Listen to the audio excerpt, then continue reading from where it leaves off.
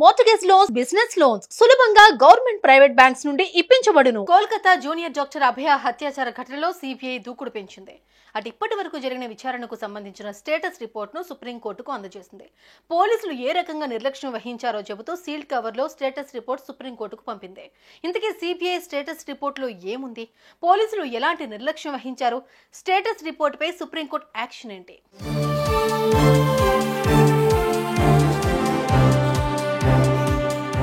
పశ్చిమ బెంగాల్లోని ఆర్జికర్ మెడికల్ కాలేజీలో జూనియర్ డాక్టర్ అత్యంత కిరాతకంగా హత్య చేయబడింది.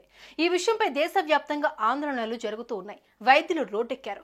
నిందితులను తప్పించే ప్రయత్నం జరుగుతోందని ఆరోపిస్తున్నారు. ఒకరు మాత్రమే కాదు, ఈ ఘటనలో ఇంకొందరు ఉన్నారని, ప్రీ ప్లాన్డ్ గానీ ఇదంతా జరిగిందని అంటున్నారు. అయితే తొలుత అభయ మృతిని ఆత్మహత్యగా చిత్రీకరించాలనుకున్నారు. ఆమె పేరెంట్స్ కూడా ఆత్మహత్య చేసుకుంది అని చెప్పారు. కానీ ఎప్పుడైతే ఆమె పరిస్థితిని తల్లిదండ్రులు చూశారో అప్పుడు ఇది ఒకరు చేసిన పని కాదని చెప్పారు. దీంతో కేసు పోలీసుల నుంచి సిబిఐ చేతికి వెళ్లింది. విచారణ చేపట్టిన సిబిఐ అధికారులు స్టేటస్ రిపోర్ట్ సుప్రీంకోర్టుకు పంపించారు. కీలక విషయాలను న్యాయస్థానం దృష్టికి తీసుకెళ్లారు.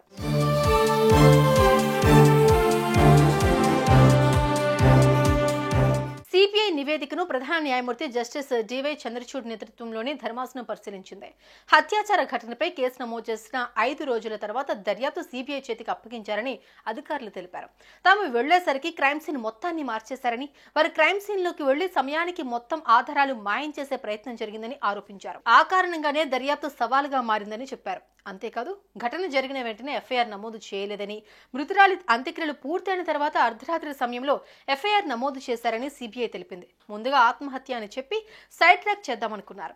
కానీ బాధితురాలి పరిస్థితి చూస్తే అది ఆత్మహత్య అని ఎవరూ అనలేరు. అందుకే పోస్టుమార్టం వీడియోగ్రఫీకి బాధితురాలి కొలీగ్స్, యువ వైద్యులు పట్టుబట్టారని, అప్పుడు పోస్టుమార్టంను వీడియో తీశారని సిబిఐ కోర్టుకు తెలిపింది.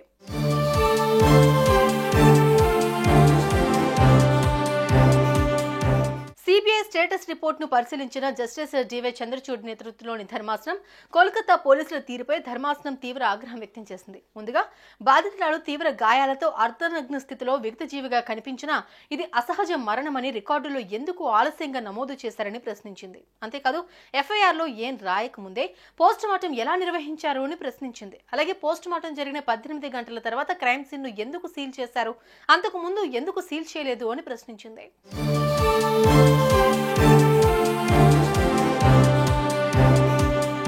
దీనిపై అటు లాయర్లు తడబడ్డారు. పూర్తి వివరణతో మళ్లీ వస్తామని అన్నారు. కానీ ధర్మాసనం వేసిన ప్రశ్నలు ఇప్పుడు దేశ ప్రజలు కోల్కతా పోలీసులకు వేస్తున్నారు. ఇంత అలసత్వం చేయడానికి కారణం ఏంటి? ఎవరిని కాపాడేందుకు ఇంతలా ప్రయత్నించారు?